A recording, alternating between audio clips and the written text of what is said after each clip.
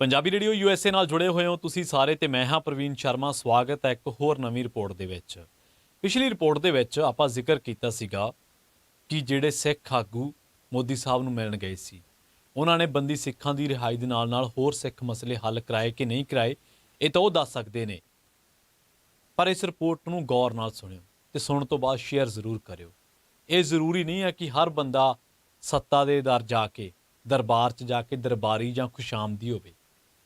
ਅੱਜ ਇਸੇ ਰਿਪੋਰਟ ਦੇ ਵਿੱਚ ਇੱਕ ਅਜਿਹੀ ਸਿੱਖ ਬੀਬੀ ਦੀ ਗੱਲ ਕਰਾਂਗੇ ਜਿਹੜੀ ਨੇ ਨਾਮ ਬੜਾ ਕਮਾਇਆ ਔਰ ਲਿਟਰੇਚਰ ਦੇ ਵਿੱਚ ਕਮਾਇਆ, ਔਰ ਜਿਹੜਾ ਲੋਕਾਂ ਨੂੰ ਅਸੀਂ ਮਾਨਸਿਕ ਤੌਰ ਤੇ ਆਜ਼ਾਦ ਕਹਿਣੇ ਨਾ, ਬਰੋਡ ਮਾਈਂਡਡ ਕਹਿਣੇ, ਔਰ ਇਹ ਸੋਚਦੇ ਹਾਂ ਕਿ ਯਾਰ ਇਹ ਬੰਦੇ ਆਜ਼ਾਦਾਨਾ ਸੋਚ ਦੇ ਮਾਲਕ ਨੇ, ਲਿਬਰਲ ਨੇ, ਸੈਕੂਲਰ ਨੇ, ਜਾਂ ਇਹਨਾਂ ਦੀ ਆਪਣੀ ਇੱਕ ਥਿੰਕਿੰਗ ਕਪੈਸਿਟੀ ਹੈ। ਕਈ ਲੋਕ ਤਾਂ ਹੁੰਦੇ ਨੇ ਜਿਨ੍ਹਾਂ ਦੀ ਥਿੰਕਿੰਗ ਕਪੈਸਿਟੀ ਖਤਮ ਹੋ ਚੁੱਕੀ ਹੈ, ਬੌਧਿਕ ਕੰਗਾਲੀ ਦੇ ਵਿੱਚੋਂ ਲੰਘ ਰਹੇ ਹੁੰਦੇ ਆ। ਉਹਨੂੰ ਕਹਿ ਦਿੰਦੇ ਨੇ ਕਿ ਮੈਂਟਲੀ ਇਲਨੈਸ, ਹੋਰ ਵੀ ਬਥੇਰੀਆਂ ਟਰਮਸ ਉਹਨਾਂ ਦੇ ਲਈ ਵਰਤੀਆਂ ਜਾਂਦੀਆਂ ਨੇ। ਉਹ ਤਾਂ ਕਿਉਂਕਿ ਉਹ ਭਗਤ ਹੁੰਦੇ ਆ, ਸਿਆਸੀ ਲੋਕਾਂ ਦੇ ਭਗਤ ਹੁੰਦੇ ਆ, ਜਿਵੇਂ ਮੋਦੀ ਸਾਹਿਬ ਦੇ ਨੇ, ਜਿਵੇਂ ਪੰਜਾਬ ਦੇ ਵਿੱਚ ਕਦੇ ਬਾਦਲ ਸਾਹਿਬ ਦੇ ਸੀ, ਕੈਪਟਨ ਸਾਹਿਬ ਦੇ ਸੀ, ਹੋ ਸਕਦਾ ਭਗਵੰਤ ਮਾਨ ਦੇ ਵੀ ਹੋਣ, ਨਵਜੋਤ ਸਿੰਘ ਸਿੱਧੂ ਦੇ ਹੋਣ, ਸੁਨੀਲ ਜਾਖੜ ਦੇ ਵੀ ਹੋਣਗੇ, ਇਸੇ ਤਰ੍ਹਾਂ ਟਰੰਪ ਦੇ ਵੀ ਹੋਣਗੇ, ਬਾਈਡਨ ਦੇ ਵੀ ਹੋਣਗੇ। ਸੋ ਇਹ ਭਗਤੀ ਮਾੜੀ ਨਹੀਂ ਆ, ਪਰ ਪੋਲੀਟੀਕਲ ਲੋਕਾਂ ਦੀ ਭਗਤੀ ਕਰਨਾ ਉਹ ਕਿਤੇ ਨਾ ਕਿਤੇ ਗਲਤ ਹੋ ਸਕਦੀ ਹੈ, ਕਿਉਂਕਿ ਉਹਨਾਂ ਦੇ ਸਟਾਂਸ ਨਹੀਂ ਹੁੰਦੇ, ਉਹਨਾਂ ਦਾ ਸਿਧਾਂਤ ਨਹੀਂ ਹੁੰਦਾ, ਉਹ ਐਥਿਕਸ ਤੋਂ ਊਣੇ ਹੁੰਦੇ ਆ। ਤਾਂ ਇਹ ਗੱਲਾਂ ਅੱਜ ਕਿਉਂ ਕਰ ਰਹੇ ਹਾਂ? ਕਿਉਂਕਿ ਪਿਛਲੀ ਰਿਪੋਰਟ ਦੇ ਵਿੱਚ ਸਿੱਖ ਆਗੂਆਂ ਦਾ ਜ਼ਿਕਰ ਕੀਤਾ ਸੀਗਾ। ਅੱਜ ਇੱਕ ਐਸੀ ਸਿੱਖ ਬੀਬੀ ਦੇ ਬਾਰੇ ਜ਼ਿਕਰ ਕਰਾਂਗੇ ਜਿਸ ਬੀਬੀ ਨੇ ਮੋਦੀ ਦੇ ਘਰੋਂ ਆਇਆ ਸੱਦਾ ਠੁਕਰਾ ਦਿੱਤਾ। ਔਰ ਠੁਕਰਾਇਆ ਪਤਾ ਕਿਹੜੇ ਆਧਾਰ ਤੇ? ਉਹ ਕਹਿੰਦੀ ਕਿ ਜਿਹੜੀ ਮੇਰੀ ਆਈਡੀਓਲੋਜੀ ਆ, ਜਿਹੜਾ ਮੇਰਾ ਧਰਮ ਆ, ਉਹ ਮੈਨੂੰ ਅਲਾਓ ਨਹੀਂ ਕਰਦਾ ਕਿ ਮੈਂ ਤੁਹਾਡੇ ਨਾਲ ਖੜਾ। ਜੀ ਹਾਂ, ਗੱਲ ਕਰਾਂਗੇ ਬੱਲੀ ਕੌਰ ਜਸਵਾਲ ਜੀ। ਬੱਲੀ ਕੌਰ ਜਸਵਾਲ ਕੌਣ ਨੇ ਇਹ ਬਾਅਦ 'ਚ ਦੱਸਾਂਗੇ, ਪਰ ਉਹਨਾਂ ਨੇ ਫੇਸਬੁੱਕ ਪੋਸਟ ਪਾ ਕੇ ਆਪਣੀ ਆਜ਼ਾਦਾਨਾ ਸੋਚ ਤੇ ਦਲੇਰੀ ਦਾ ਸਬੂਤ ਦਿੱਤਾ। ਜੇ ਦੱਸਦੇ ਹਾਂ ਤੁਹਾਨੂੰ ਪੂਰਾ ਮਾਜਰਾ ਕੀ ਹੈ। ਜਿਹੜੇ ਲੋਕ ਮੋਦੀ ਨੂੰ ਮਿਲਣ ਗਏ, ਸਿੱਖ ਖਾਸ ਕਰਕੇ ਸਿੱਖ ਆਗੂ, ਉਹਨਾਂ ਦਾ ਆਪਣਾ ਤਰਕ ਹੋ ਸਕਦਾ ਹੈ, ਪਰ ਉਹਨਾਂ ਨਾਲ ਬਹੁਤੇ ਲੋਕ ਸਹਿਮਤ ਨਹੀਂ, ਇਹ ਉਹ ਯਾਦ ਰੱਖਣ। ਇੱਥੇ ਦਾ ਮਤਲਬ ਇਹ ਨਹੀਂ ਗਾ ਕਿ ਗੈਰਤਮੰਦ ਲੋਕ ਖਤਮ ਹੋ ਗਏ ਆ, ਗੈਰਤਮੰਦ ਲੋਕ ਹੈਗੇ ਆ। ਜਿਹੜੇ ਲੋਕ ਗੈਰਤਮੰਦ ਨੇ ਉਹਨਾਂ ਦੇ ਵਿੱਚ ਲੇਖਕਾ ਬੱਲੀ ਕੌਰ ਜਸਵਾਲ ਨੇ। ਉਹਨਾਂ ਦੇ ਬਾਰੇ ਇਹ ਕਿਹਾ ਜਾ ਸਕਦਾ ਕਿ ਜਿਸ ਨੇ ਮੋਦੀ ਦੇ ਸੱਦੇ ਨੂੰ ਠੋਕਰ ਹੀ ਨਹੀਂ ਮਾਰੀ, ਬਲਕਿ ਸਿੱਖ ਸਿਧਾਂਤ ਦੀ ਗੱਲ ਕਰਕੇ ਮੋਦੀ ਸਰਕਾਰ ਵੱਲੋਂ ਘੱਟ ਗਿਣਤੀਆਂ ਦੇ ਨਾਲ ਜੋ ਵਿਹਾਰ ਕੀਤਾ ਜਾ ਰਿਹਾ ਵਾ, ਉਹਦੇ ਬਾਰੇ ਸ਼ੀਸ਼ਾ ਵੀ ਦਿਖਾਇਆ। ਬੱਲੀ ਨੇ ਅੰਦਰ ਵੜ ਕੇ ਨਾ ਨਹੀਂ ਕੀਤੀ, ਉਹਨੇ ਸ਼ੇਰ ਵਾਂਗ ਦਹਾੜ ਮਾਰ ਕੇ ਨਾ ਕੀਤੀ ਹੈ। ਉਹਨੇ ਫੇਸਬੁੱਕ ਪੋਸਟ ਪਾਈ ਹੈ ਤੇ ਪੋਸਟ ਪਾ ਕੇ ਕਿਹਾ ਕਿ ਮੈਨੂੰ ਪ੍ਰਧਾਨ ਮੰਤਰੀ ਨਾਲ ਮੁਲਾਕਾਤ ਦਾ ਸੱਦਾ ਮਿਲਿਆ, ਪਰ ਮੈਂ ਜਾਵਾਂ ਕਿ ਨਹੀਂ, ਕਿਉਂਕਿ ਮੇਰੇ ਸਿਧਾਂਤ, ਮੇਰੇ ਅਸੂਲ ਇਸ ਗੱਲ ਦੀ ਇਜਾਜ਼ਤ ਨਹੀਂ ਦਿੰਦੇ।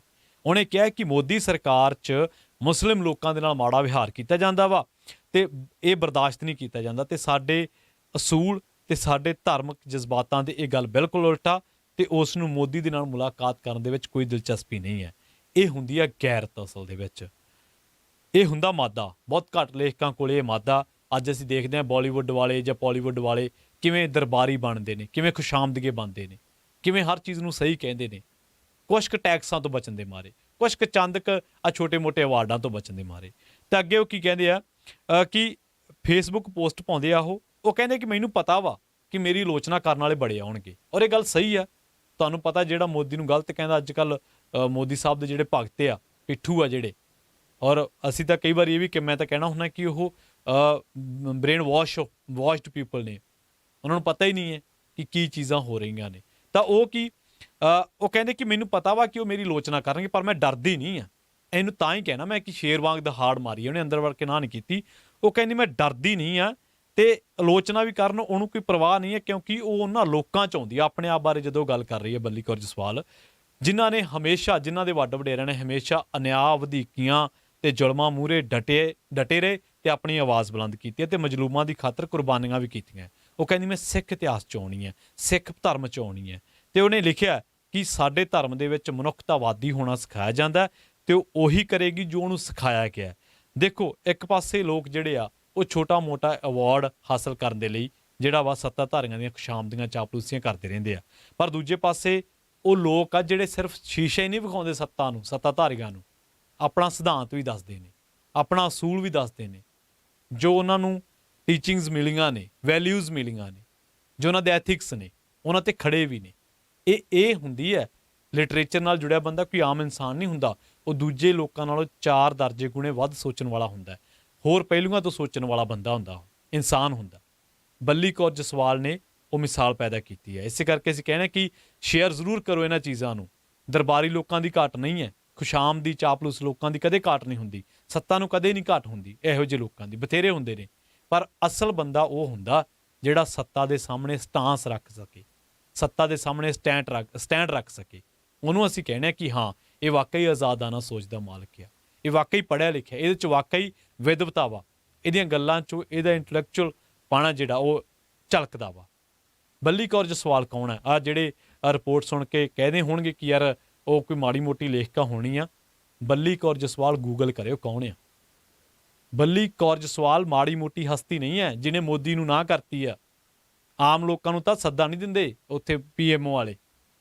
ਬੱਲੀ ਕੌਰ ਜਸਵਾਲ ਕੌਣ ਆ ਦੱਸਦੇ ਆ ਤੁਹਾਨੂੰ।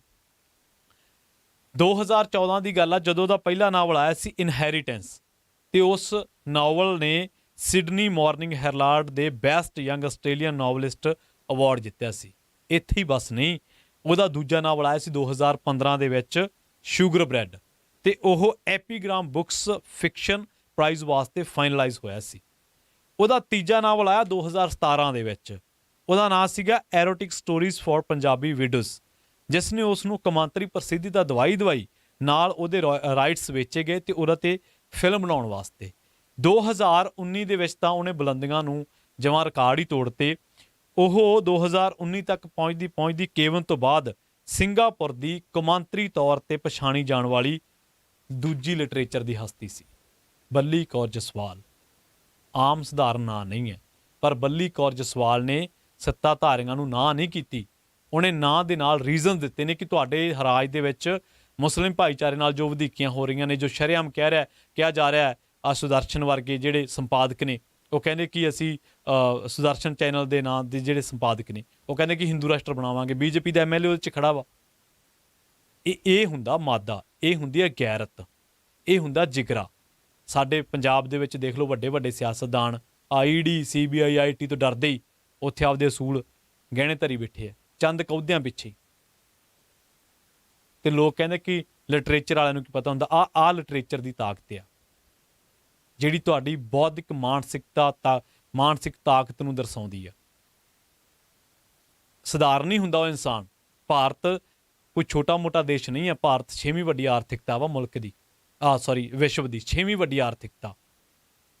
ਤੇ ਡੈਮੋਕ੍ਰੇਸੀ ਦੇ ਵਿੱਚ ਭਾਰਤ ਹੀ ਆਪਦੇ ਆਪ ਨੂੰ ਕਹਿੰਦੇ, ਮੋਦੀ ਹੋਣੇ, ਕਿ ਅਸੀਂ ਦੂਜੀ ਸਭ ਤੋਂ ਵੱਡੀ ਡੈਮੋਕ੍ਰੇਸੀ ਹੈ। ਹਾਲਾਂਕਿ ਕਿੱਡੀ ਉਹ ਆਪਾਂ ਜਾਣਦੇ ਹਾਂ, ਪਰ ਉਹਨਾਂ ਨੂੰ ਨਾ ਕਰਨੀ। PMO ਦੇ ਚਾਪਲੂਸ ਜਿਹੜੇ ਕਹਿੰਦੇ ਕਿ ਅਸੀਂ 150 ਪੈਟਰੋਲ ਲੈ ਲਾਂਗੇ 150 ਰੁਪਏ ਨੂੰ, 300-400 ਰੁਪਏ ਨਿੰਬੂ ਲੈ ਲਾਂਗੇ, ਪਰ ਹਿੰਦੂ ਰਾਸ਼ਟਰ ਬਣਨਾ ਚਾਹੀਦਾ ਵਾ। ਹਸਪਤਾਲਾਂ 'ਚ ਤਾਂ ਆਕਸੀਜਨ ਮਿਲੇ ਨਾ ਮਿਲੇ, ਉਹ ਗੱਲ ਵੱਖਰੀ ਹੈ। ਸੋ ਬੱਲੀ ਕੌਰ ਜਸਵਾਲ ਦੇ ਬਾਰੇ ਜੇ ਤੁਹਾਨੂੰ ਇਹ ਗੱਲਾਂ ਚੰਗੀਆਂ ਲੱਗੀਆਂ, ਸ਼ੇਅਰ ਜ਼ਰੂਰ ਕਰਿਓ। ਬੱਲੀ ਕੌਰ ਜਸਵਾਲ ਨੇ ਨਾ ਨਹੀਂ ਕੀਤੀ, ਇੱਕ ਵਾਰ ਫਿਰ ਮੈਂ ਕਹਿ ਰਿਹਾ ਵਾਂ, ਉਹਨੇ ਨਾ ਹੀ ਨਹੀਂ ਕੀਤੀ। ਉਹਨੇ ਆਪਣਾ ਸਿੱਖ ਸਿਧਾਂਤ ਦੱਸਿਆ ਵਾ, ਉਹਨੇ ਆਪਣੇ ਆਪ ਨੂੰ ਮਨੁੱਖਤਾਵਾਦੀ ਪੇਸ਼ ਕੀਤਾ ਵਾ, ਉਹਨੇ ਮਿਨੋਰਟੀ ਲਈ ਆਵਾਜ਼ ਬੁਲੰਦ ਕੀਤੀ ਆ, ਔਰ ਉਹਨੇ ਬੇਬਾਕੀ ਦੇ ਨਾਲ ਅੰਦਰ ਵੜ ਕੇ ਨਹੀਂ, ਉਹਨੇ ਦਹਾੜ ਮਾਰੀ ਹੈ ਕਿ ਮੈਨੂੰ ਪਤਾ ਵਾ ਕਿ ਲੋਕ ਮੇਰੀ ਆਲੋਚਨਾ ਕਰਨਗੇ, ਮੈਨੂੰ ਪਤਾ ਵਾ ਕਿ IT ਸੈੱਲ ਮੇਰੇ ਮਗਰ ਲੱਗ ਜਾਣਗੇ, ਪਰ ਉਹ ਕਹਿੰਦੀ ਨਹੀਂ, ਮੇਰੇ ਐਥਿਕਸ, ਮੇਰੇ ਅਸੂਲ, ਮੇਰੇ ਸਿਧਾਂਤ ਇਹ ਇਜਾਜ਼ਤ ਨਹੀਂ ਦਿੰਦੇ ਕਿ ਮੈਂ ਮੋਦੀ ਨਾਲ ਮੁਲਾਕਾਤ ਕਰਾਂ। ਸਦਕੇ ਜਾਈਏ ਇਹੋ ਜਿਹੇ ਲੋਕਾਂ ਦੇ। ਚੰਗਾ ਲੱਗਾ, ਸ਼ੇਅਰ ਜ਼ਰੂਰ ਕਰਿਓ। ਪੰਜਾਬੀ ਰੇਡੀਓ USA ਤੇ ਇੱਕ ਹੋਰ ਨਵੀਂ ਰਿਪੋਰਟ ਦੇ ਵਿੱਚ ਜਲਦ ਹੋਵਾਂਗੇ ਹਾਜ਼ਰ। ਮੈਨੂੰ ਪ੍ਰਵੀਨ ਸ਼ਰਮਾ ਨੂੰ ਇੱਥੇ ਦਿਓ ਇਜਾਜ਼ਤ। ਤੁਹਾਡਾ ਸਾਰਿਆਂ ਦਾ ਬਹੁਤ ਬਹੁਤ ਧੰਨਵਾਦ।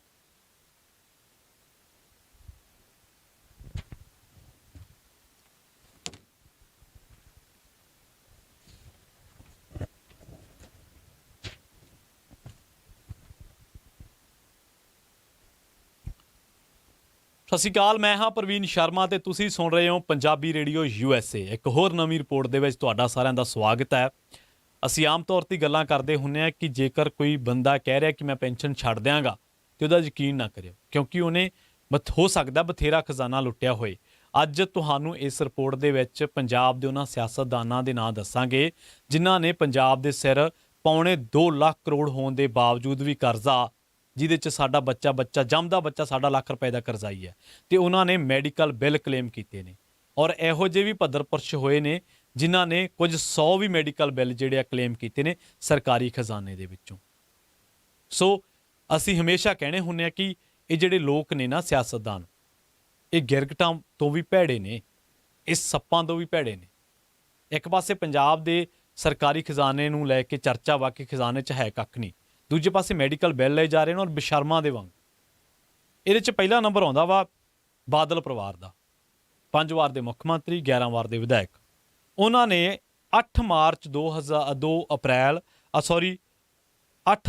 ਲੈ ਕੇ 2 ਅਪ੍ਰੈਲ 1998 ਤੋਂ ਲੈ ਕੇ ਤੇ ਜਾਂਦੇ ਜਾਂਦੇ ਜੇ ਗੱਲ ਕਰ ਲਈਏ ਅਖੀਰ ਤੇ 2017 ਦੀ ਫਰਵਰੀ 2017 ਤੱਕ, ਤਾਂ ਬਾਦਲ ਪਰਿਵਾਰ ਕੱਲਾ ਜਿਹੜਾ ਵਾ ਉਹ ਘੱਟੋ ਘੱਟ ਬਾਹਲਾ ਨਹੀਂ 4 ਕਰੋੜ 98 ਲੱਖ ਰੁਪਈਆ ਖਜ਼ਾਨੇ ਦੇ ਵਿੱਚੋਂ ਇਲਾਜ ਕਰਾ ਚੁੱਕਿਆ ਵਾ। ਮੈਂ 22 ਵਰਿਆਂ ਦੇ ਵਿੱਚ ਮੈਡੀਕਲ ਬਿੱਲਾਂ ਦੀ ਅਦਾਇਗੀ ਜੇਕਰ ਕਿਸੇ ਨੂੰ ਸਭ ਤੋਂ ਵੱਧ ਹੋਈ ਹੈ ਤਾਂ ਬਾਦਲ ਪਰਿਵਾਰ ਨੂੰ ਹੋਈ ਹੈ। ਪ੍ਰਕਾਸ਼ ਸਿੰਘ ਬਾਦਲ ਪਹਿਲੀ ਮਰਤਬਾ 8 ਮਾਰਚ ਤੋਂ ਲੈ ਕੇ 2 ਅਪ੍ਰੈਲ 1998 ਤੱਕ ਜੇਰੇ ਇਲਾਜ ਰਹਿੰਦੇ ਆ ਤੇ ਖਜ਼ਾਨੇ ਦੇ ਵਿੱਚੋਂ 39 ਲੱਖ ਰੁਪਏ ਦੀ ਅਦਾਇਗੀ ਕੀਤੀ ਜਾਂਦੀ ਹੈ। 2007 ਤੋਂ ਲੈ ਕੇ 12 ਦੀ ਟਰਮ ਦੇ ਦੌਰਾਨ ਬਾਦਲ ਪਰਿਵਾਰ ਨੂੰ ਮੈਡੀਕਲ ਬਿੱਲਾਂ ਦੀ ਅਦਾਇਗੀ 3 ਕਰੋੜ 59 ਲੱਖ ਰੁਪਏ ਕੀਤੀ ਜਾਂਦੀ ਆ। ਕੈਪਟਨ ਹਕੂਮਤ ਬਣਨ ਤੋਂ ਐਨ ਪਹਿਲਾਂ 8 ਤੋਂ ਲੈ ਕੇ 20 ਫਰਵਰੀ ਤੱਕ ਬਾਦਲ ਜਿਹੜੇ ਆ ਅਮਰੀਕਾ 'ਚ ਰਹਿੰਦੇ ਆ ਤੇ ਇਲਾਜ ਚੱਲਦਾ ਵਾ ਤੇ ਇਹਦੇ ਤੇ 1 ਕਰੋੜ ਰੁਪਏ ਦਾ ਖਰਚ ਆਉਂਦਾ ਤੇ ਉਹ ਸਾਰੀ ਅਦਾਇਗੀ ਬਾਦਲ ਪਰਿਵਾਰ ਜਿਹੜਾ ਸਰਕਾਰੀ ਖਜ਼ਾਨੇ ਦੇ ਵਿੱਚੋਂ ਲੈਂਦਾ। ਇਸ ਤਰ੍ਹਾਂ ਕੁੱਲ ਰਕਮ ਜਿਹੜੀ ਆ 98 ਤੋਂ ਲੈ ਕੇ 17 ਤੱਕ 5 ਕਰੋੜ ਰੁਪਏ ਦੇ ਲਗਭਗ ਬਾਦਲ ਪਰਿਵਾਰ ਨੇ ਖਜ਼ਾਨੇ ਦੇ ਵਿੱਚੋਂ ਇਲਾਜ ਕਰਾਇਆ ਔਰ 1 ਕਰੋੜ ਰੁਪਇਆ ਤਾਂ ਉਦੋਂ ਕਰਾਇਆ ਜਦੋਂ ਪੰਜਾਬ ਸਿਰ ਪੌਣੇ 2 ਲੱਖ ਕਰੋੜ ਰੁਪਇਆ ਕਰਜ਼ਾ ਹੋ ਗਿਆ ਸੀ। ਇਹ ਉਦੋਂ ਕਰਾਇਆ ਵਾ। ਇਹ ਇੰਨਾ ਹੀ ਨਹੀਂ ਹੈ। ਔਰ ਇੱਕ ਦੂਜੀ ਗੱਲ ਇਹ ਆ ਵੀ ਬਹੁਤੇ ਲੋਕ ਕਹਿਣਗੇ ਵੀ ਤੁਹਾਡਾ ਕੀ ਢਿੱਡ ਦੁਖਦਾ ਵਾ ਜੇ ਬਾਦਲ ਪਰਿਵਾਰ ਨੇ ਇਲਾਜ ਕਰਾ ਲਿਆ ਵਾ। ਢਿੱਡ ਨਹੀਂ ਦੁਖਦਾ, ਇਹ ਖਜ਼ਾਨਾ ਲੋਕਾਂ ਦਾ ਵਾ, ਲੋਕਾਂ ਵਾਸਤੇ, ਐਸ਼ਾਂ ਕਰਨ ਵਾਸਤੇ ਨਹੀਂ ਹੈ। ਤੁਸੀਂ ਸੰਵਿਧਾਨ ਕਹੋਦੇ ਤੇ ਔਰ ਬਿਲਕੁਲ ਉਦੋਂ ਪਹਿਲਾਂ ਅਮਰੀਕਾ ਜਾ ਰਹੇ ਹੋ ਜਦੋਂ ਤੁਹਾਨੂੰ ਪਤਾ ਕਿ ਹੁਣ ਗੱਦੀ ਨਹੀਂ ਰਹਿਣੀ, ਇਲਾਜ ਕਰਾ ਰਹੇ ਹੋ। ਔਰ ਇਕੱਲਾ ਬਾਦਲ ਪਰਿਵਾਰ ਨਹੀਂ, ਬਰਾੜ ਪਰਿਵਾਰ ਸਰਾਇਨਾਗਾ ਦਾ ਸਾਬਕਾ ਮੁੱਖ ਮੰਤਰੀ, ਮਰਹੂਮ ਮੁੱਖ ਮੰਤਰੀ ਹਰਚਰਨ ਸਿੰਘ ਬਰਾੜ, ਉਹਨਾਂ ਨੇ ਕਿੰਨੇ ਪੈਸੇ ਲਏ ਆ? 3 ਕਰੋੜ 43 ਲੱਖ ਰੁਪਈਆ। ਤੇ ਕਿਹਦੇ ਵਾਸਤੇ?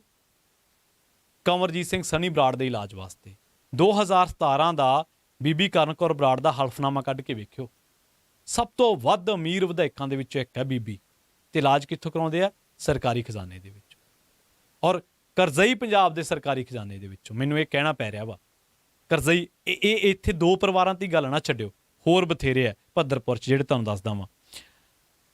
ਕੰਵਰਜੀਤ ਸਿੰਘ ਸਨੀ ਬਰਾੜ ਅਮਰੀਕਾ 'ਚ ਇਲਾਜ ਕਰਾਉਂਦੇ ਆ 3 ਕਰੋੜ 43 ਲੱਖ ਰੁਪਏ ਦੇ ਨਾਲ। ਗੱਠਜੋੜ ਸਰਕਾਰ ਦੇ ਸਮੇਂ ਉਦੋਂ ਦੇ ਵਜ਼ੀਰ ਚਰਨਜੀਤ ਸਿੰਘ ਢਿੱਲੋਂ ਦੇ ਇਲਾਜ ਤੇ 21 ਲੱਖ ਰੁਪਏ ਲੱਗਦਾ ਵਾ। ਰਣਜੀਤ ਸਿੰਘ ਤਲਵੰਡੀ ਦੇ ਇਲਾਜ ਤੇ 42 ਲੱਖ 26 ਹਜ਼ਾਰ ਰੁਪਏ ਲੱਗਦਾ ਵਾ। ਸਾਬਕਾ ਮੰਤਰੀ ਤੇਜ ਪ੍ਰਕਾਸ਼ ਦੇ ਇਲਾਜ ਤੇ 29 ਲੱਖ ਰੁਪਏ ਲੱਗਦਾ ਵਾ।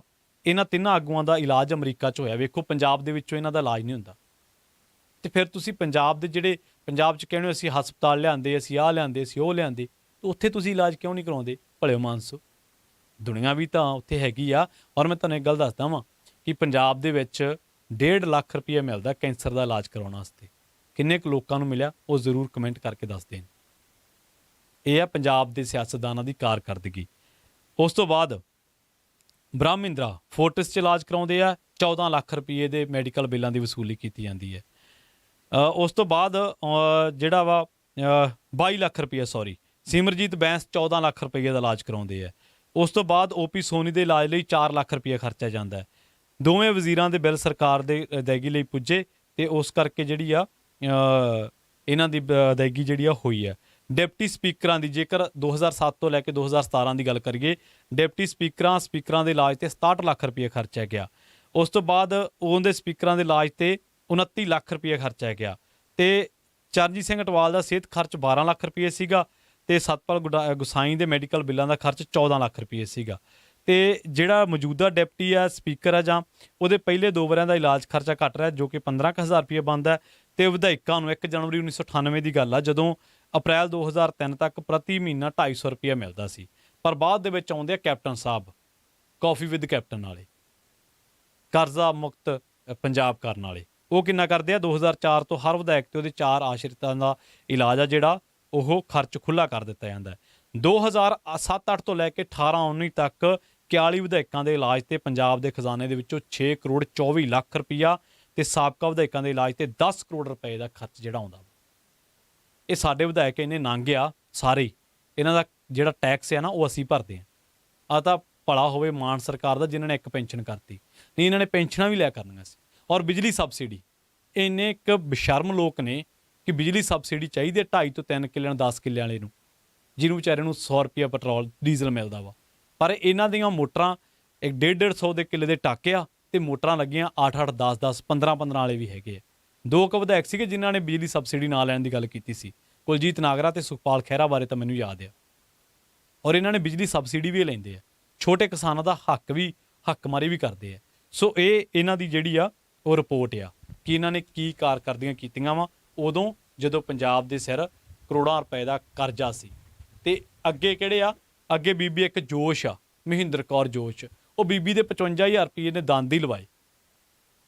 55,000 ਰੁਪਏ ਦੇ ਦੰਦਾਂ ਦਾ ਮੈਡੀਕਲ ਬਿੱਲ ਕਲੇਮ ਕੀਤਾ ਉਹਨੇ, ਪਰ ਮਹਿਕਮੇ ਨੇ ਉਹਨੂੰ ਜਿਹੜਾ ਵਾ 225 ਰੁਪਏ ਦਿੱਤੇ। ਲੈਣੇ ਤਾਂ ਲਓ, ਨਹੀਂ ਤਾਂ ਜਾਓ ਕਰੇ। ਦੰਦ ਆਪਦੇ ਲਵਾਇਆ, ਲੋਕਾਂ ਦੇ ਤਾਂ ਨਹੀਂ ਲਵਾਏ।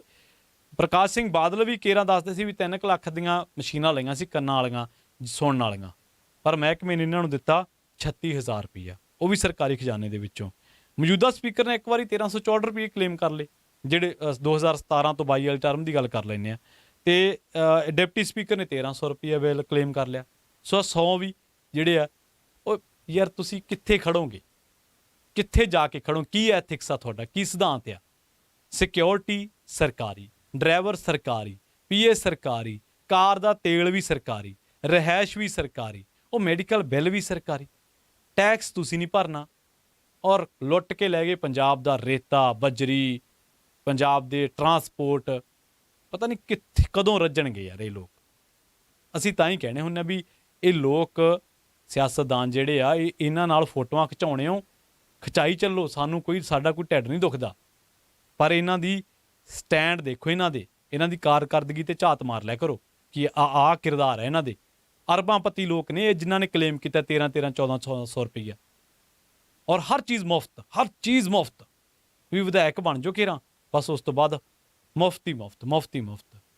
ਤੇ ਜਿਹੜਾ ਕੁਛ ਹੁੰਜਣ ਕੁਚਣਾ ਉਹ ਸਾਰਾ ਘਰਾਂ 'ਚ ਢੋਲਿਆ ਇਹਨਾਂ ਨੇ। ਇਹ ਇਹੋ ਜਿਹੇ ਲੋਕ ਨੇ। ਸੋ ਹਲਫਨਾਮੇ ਫਰੋਲ ਕੇ ਜ਼ਰੂਰ ਦੇਖੋ ਇਹਨਾਂ ਦੇ, ਜਿਨ੍ਹਾਂ ਨੇ ਕਿੰਨੀਆਂ ਹੀ ਨਾਮੀ ਜਾਇਦਾਦਾਂ ਲਾਨੀਆਂ ਹੁੰਦੀਆਂ। ਕਰੋੜਾਂਪਤੀ ਲੋਕ ਨੇ, 100 'ਚ ਬਿੱਲ ਵੀ ਨਹੀਂ ਛੱਡਦੇ ਸਰਕਾਰ ਦਾ। ਦੂਜੀ ਗੱਲ ਇਹ ਹੈ ਕਿ ਜਦੋਂ ਇਹ ਜ਼ਰੂਰ ਦੇਖਿਓ ਕਿ ਜਦੋਂ ਪੰਜਾਬ ਕਰਜ਼ਈ ਹੈ ਇੰਨਾ, ਉਦੋਂ ਕਿਹੜੇ ਵਿਧਾਇਕ ਨੇ ਸਰਕਾਰੀ ਖਜ਼ਾਨੇ ਦੇ ਆਧਾਰ ਤੇ ਜਿਹੜਾ ਵਾ ਉਹ ਇੰਨੇ ਸਾਰੇ ਬਿੱਲ ਲਏ। ਆਮ ਬੰਦੇ ਨੂੰ, ਮਾਤੜ ਨੂੰ ਜੇਕਰ ਸਰਕਾਰ ਐਕਸੇਸ਼ੀਆ ਗ੍ਰਾਂਟ ਵੀ ਦੇ ਦੇਣਾ ਤੇ ਉਹ ਵੀ ਚੈੱਕ ਨਹੀਂ ਲੱਗਦਾ ਮਾਤੜ ਦਾ। ਕਿੰਨੇ ਚੈੱਕ ਮੁਆਵਜ਼ੇ ਦੇ ਸਾਡੇ ਕਿਸਾਨਾਂ ਨੂੰ ਮਿਲਦੇ ਆ, ਕਿਸੇ ਨੂੰ 8 ਰੁਪਈਆਂ ਦਾ, ਕਿਸੇ ਨੂੰ 20 ਰੁਪਈਆਂ ਦਾ। ਆ ਇੱਕ ਪਟਵਾਰੀ ਦੇ ਘਰ ਵਾਲਾ ਤੁਸੀਂ ਵੇਖ ਲਓ ਕਿੰਨੀ ਕੈਸ਼ ਮਿਲੀ ਹੈ, ਸਾਰਾ ਮਹਿਕਮਾ ਉਹਦੀ ਪਿੱਠ ਤੇ ਖੜਾ ਵਾ। ਆ ਹਾਲੇ ਸਿਸਟਮ ਆ ਇੱਥੇ। ਅੱਜ ਅਸੀਂ ਪੰਜਾਬ ਖੜਾ ਵਾ। ਔਰ ਮਾਫ ਕਰਨਾ, ਇਹਨਾਂ ਲੋਕਾਂ ਤੋਂ ਤਵੱਕੋ ਮਤ ਕਰੋ ਕਿ ਇਹ ਸੁਧਾਰ ਦੇਣਗੇ ਸਿਆਸਤਦਾਨ। ਹੁਣ ਨਵਿਆਂ ਨੂੰ ਵਾਰੀ ਦਿੱਤੀ ਹੈ, ਦੇਖਦੇ ਕੀ ਕਰਕੇ ਦਿਖਾਉਂਦੇ ਆ। ਪਰ ਆ ਪੁਰਾਣਿਆਂ ਦੀਆਂ ਰਿਪੋਰਟਾਂ ਨੇ ਜਿਹੜੀਆਂ ਤੁਸੀਂ ਪੰਜਾਬੀ ਰੇਡੀਓ USA ਤੇ ਸੁਣ ਰਹੇ ਹੋ। ਸੋ ਅਗਲੀ ਰਿਪੋਰਟ ਦੇ ਵਿੱਚ ਫੇਰ ਹਾਜ਼ਰ ਹੋਵਾਂਗੇ, ਗੱਲ ਕਰਾਂਗੇ ਪੰਜਾਬ ਦੇ ਕਿਸੇ ਮਸਲੇ ਦੀ। ਇਹਨਾਂ ਰਿਪੋਰਟਾਂ ਨੂੰ ਸੋਸ਼ਲ ਮੀਡੀਆ ਤੇ ਸੁਣ ਕੇ ਸ਼ੇਅਰ ਜ਼ਰੂਰ ਕਰ ਦਿਆ ਕਰੋ ਤਾਂ ਜੋ ਉਹਨਾਂ ਲੋਕਾਂ ਤੱਕ ਪਹੁੰਚ ਸਕਣ ਜਿਨ੍ਹਾਂ ਲੋਕਾਂ ਤੱਕ ਇਹ ਡਾਟਾ ਨਹੀਂ ਪਹੁੰਚਿਆ। ਬਹੁਤ ਬਹੁਤ ਧੰਨਵਾਦ।